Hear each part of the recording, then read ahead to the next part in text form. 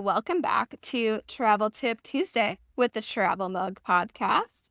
So, Megan, I just got home from a very fun week exploring Copenhagen. But one of the things I asked myself while I was packing, like the day that I was leaving, Yes, I'm aware. was whether or not I should bring my wedding rings with me. So I ultimately did decide to wear them for this trip, but I thought about how this might change depending on where I go in the future. So I thought about some reasons why you might actually decide to leave your wedding rings at home. And one is you're scared of losing them, which is mostly my worry.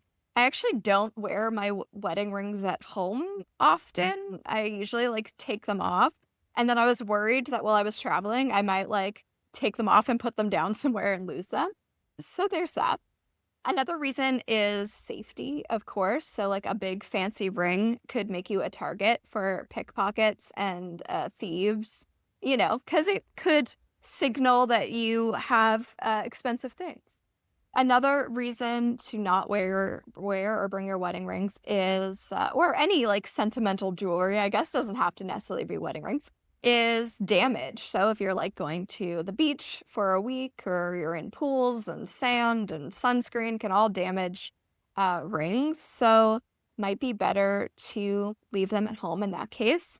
And then another one is you're going on a super active vacation, like hiking, swimming, other physical activities, especially if you're someone whose fingers swell when you're working out, you might want to leave them home.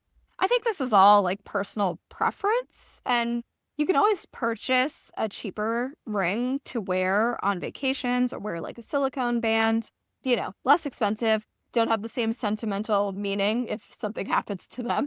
And also important to make sure that your rings are insured against theft. A lot of home insurance policies cover this, but just check and make sure. So, Megan, have you ever left your rings at home or have you ever considered leaving your rings at home when you travel? Yeah, I have left them home. I do have silicone ones I wear a lot down south. I probably have worn them on some European trips. Sometimes I just forget. I literally didn't think about it when we went to Portugal, but I do often wear silicone rings. And Peter only has a silicone ring because he's left-handed and he doesn't love wearing rings and it bangs into everything if it's metal. So Mhm. he's always had a silicone ring. And then, yeah, so most of the time I do. I forgot in Portugal, but I do have ones that I do leave home. Yeah. No, it's funny because my husband wears a silicone ring, but he actually forgot his, so he didn't wear a ring at all. What? All good. So that is all we have for this week's short little travel tip Tuesday. Just something to think about before you head out on your next adventure. I'd love for you to let us know your thoughts on social media at Travel Mug Podcast.